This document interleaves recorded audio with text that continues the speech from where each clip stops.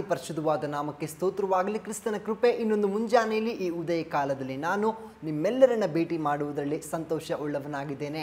ಪ್ರಿಯ ದೇವಜನರೇ, ಈ ಮುಂಜಾನೆಯಲ್ಲಿ ಕರ್ತನ ವಾಕ್ಯವನ್ನು ಆಲಿಸುತ್ತಿರುವ ನೀವೇ ಆಶೀರ್ವದಿಸಲ್ಪಟ್ಟವರು. ಈ ದಿನದಲ್ಲಿ ಕರ್ತನು ನಮಗೆ ಮಾತನಾಡುತ್ತಿರುವ ವಾಕ್ಯವನ್ನು ನಾವು ಗಮನಿಸುವುದಾದರೆ ಪ್ರಲಾಪ 3ನೇ ಅಧ್ಯಾಯದ 22 ಮತ್ತು 23ನೇ ವಚನದಲ್ಲಿ, ನಾವು ಉಳಿದಿರುವುದು ಯೆಹೋವನ ಕರುಣೆಯೇ, ಆತನ ಕೃಪಾವರಗಳು ನಿಂತು ಹೋಗವು, ದಿನ ದಿನವೂ ಹೊಸದಾಗಿ ಒದಗುತ್ತವೆ. ಪ್ರಿಯ ದೇವಜನರೇ, ನಾವು ಉಳಿದಿರುವುದು ಅದು ಯೆಹೋವನ ಕರುಣೆಯೇ ಹೌದು. ಇದನ್ನು ಎಷ್ಟು ಜನ ಹೇಳುವುದಕ್ಕೆ ಸಿದ್ಧವಾಗಿದ್ದೀರಾ? ಹೌದು ಪ್ರಿಯ ದೇವಜನರೇ, ಪ್ರತಿ ಮುಂಜಾನೆಯಲ್ಲಿ ನಾವು ಹೊಸ ದಿನವನ್ನು ಕಾಣುತ್ತಾ ಇದ್ದೇವೆ, ಹೊಸ ದಿನದಲ್ಲಿ ನಾವು ಪ್ರವೇಶಿಸ್ತಾ ಇದ್ದೇವೆ ಅಂದರೆ ಅದು ಯೆಹೋವನ ಕರುಣೆಯೇ ಹೌದು. ನಮ್ಮ ಜೀವಿತದಲ್ಲಿ ಎಷ್ಟೋ ಘಟನೆಗಳು ನಮ್ಮನ್ನು ಅದು ಸೋಲಿಸಬೇಕು, ನಮ್ಮನ್ನು ಬೀಳಿಸಬೇಕು, ನಮ್ಮನ್ನು ಅಪಜಯಗೊಳಿಸಬೇಕು, ನಮ್ಮನ್ನು ತಡೆಗಟ್ಟಬೇಕು ಅಂತ ಏನೇ ಕಾರ್ಯಗಳು ಬಂದರೂ ಕೂಡ, ಮತ್ತೊಂದು ದಿನ ನನಗೆ ಬೇಡ, ಇನ್ನೊಂದು ದಿನಗಳು ನನ್ನ ನೋಡೋಕೆ ಇಷ್ಟ ಇಲ್ಲ ಅಂತ ಅನೇಕ ಸಂಗತಿಗಳು ನಮ್ಮ ಸುತ್ತಾಗಿ ಬಂದರೂ ಕೂಡ ನಾವು ಉಳಿದಿರುವುದು ಅದು ಯೆಹೋವನ ಕರುಣೆಯೇ ಹೌದು.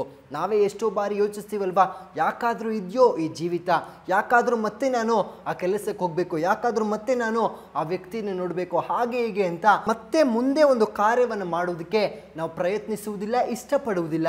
ಆದರೂ ಕೂಡ ನಮ್ಮ ಸುತ್ತಲೂ ಎಷ್ಟೇ ಇಕ್ಕಟ್ಟುಗಳು ಪ್ರತಿಕೂಲಗಳಿದ್ದರೂ ಕೂಡ ಇವತ್ತು ನಾವು ಉಳಿದಿರುವುದು ಅದು ಯೆಹೋವನ ಕರುಣೆಯೇ ಹೌದು. ಯಾಕೆಂದರೆ ಪ್ರಿಯ ದೇವಜನರೇ, ನಾವು ಯೋಚಿಸುವುದು ಹೀಗೆ, ಏನಂದರೆ ನನ್ನ ಜೀವಿತ ನಡೀತಿರುವುದು ನನ್ನ ಜ್ಞಾನದಲ್ಲಿ, ನನ್ನ ಸಾಮರ್ಥ್ಯದಲ್ಲಿ, ನನ್ನ ದುಡಿಮೆಯಲ್ಲಿ, ಈ ಸಂಕಟ ಸೋಲುಗಳ ಮಧ್ಯದಲ್ಲೇ ನನ್ನ ಜೀವಿತ ಸಾಗಿ ಹೋಗ್ತಾ ಇದೆ ಅಂತ ಇಲ್ಲ. ಪ್ರಿಯ ದೇವಜನರೇ, ನಮ್ಮ ಜೀವಿತ ಸಾಗಿ ಹೋಗ್ತಾ ಇರುವುದು ಆತನ ಕೃಪಾವರಗಳಿಂದ, ಆತನ ಕೃಪೆಯಿಂದ, ಆತನ ಶುಭದಿಂದ ಅದು ಸಾಗುತ್ತಾ ಹೋಗ್ತಾ ಇರುವುದು. ದೇವರ ವಾಕ್ಯ ಹೀಗೆ ಹೇಳ್ತದಲ್ಲ, ಜೀವಮಾನದಲ್ಲೆಲ್ಲ ಶುಭವೂ ಕೃಪೆಯೂ ನಮ್ಮನ್ನು ಹಿಂಬಾಲಿಸಲಿ ಅಂತ. ನಾವು ಸುತ್ತಮುತ್ತಲಿರುವಂಥ ಬರೀ ಕಷ್ಟ, ಸಂಕಟ, ಪ್ರತಿಕೂಲಗಳನ್ನು ಮಾತ್ರ ನಾವು ನೋಡ್ತಾ ಇದ್ದೀವಿ. ಆದರೆ ನಮ್ಮನ್ನು ಹಿಂಬಾಲಿಸುತ್ತಿರುವ ಆತನ ಶುಭ ಮತ್ತು ಕೃಪೆಯನ್ನು ನಾವು ನೋಡ್ತಾ ಇಲ್ಲ. ಅದಕ್ಕಾಗಿ ವಚನ ಹೀಗೆ ಇವತ್ತು ಹೇಳ್ತಾ ಇದೆ, ನಾವು ಉಳಿದಿರುವುದು ಅದು ಯೆಹೋವನ ಕರುಣೆಯೇ ಹೌದು, ಆತನ ಕೃಪಾವರಗಳು ನಿಂತು ಹೋಗುವುದಿಲ್ಲ. ನಾವು ಬೇಡ ಅಂದರೂ ಕೂಡ ಪ್ರಿಯ ದೇವಜನರೇ, ಆತನ ಶುಭವು ಕೃಪೆಯು ನಮ್ಮನ್ನು ದಿನ ದಿನವೂ ಹಿಂಬಾಲಿಸುತ್ತಾ, ಹೊಸದಾಗಿ ಒದಗಿಸುತ್ತಾ ಅದು ನಮ್ಮ ದಾರಿಯಲ್ಲಿ ನಡೆಸುವಂಥದ್ದಾಗಿರ್ತದೆ. ಯಾವತ್ತೂ ಯೋಚಿಸಬೇಡ್ರಿ, ಯಾಕಪ್ಪ ಈ ಜೀವಿತ ಹೀಗಿದೆ, ಯಾಕಪ್ಪ ನಿನ್ನ ದಿನಗಳು ಹೀಗಿದೆ, ಇಷ್ಟೊಂದು ಇಕ್ಕಟ್ಟುಗಳು ಯಾಕೆ, ಇಷ್ಟೊಂದು ಸಮಸ್ಯೆಗಳು ನನಗೇ ಯಾಕೆ ಅಂತ ಯೋಚಿಸಬೇಡ್ರಿ.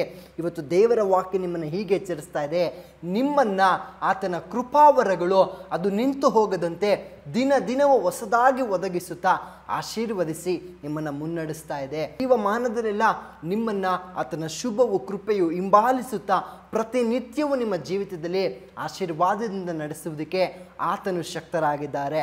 ಹಾಗಾಗಿ ಹೃದಯಪೂರ್ವಕವಾಗಿ ದೇವರನ್ನು ನೋಡಿ ಹೇಳ್ರಿ, ಅಪ್ಪ ಹೌದು, ಇವತ್ತು ನಾನು ಉಳಿದಿರುವುದು ನಿನ್ನ ಕರುಣೆಯೇ ಹೌದು.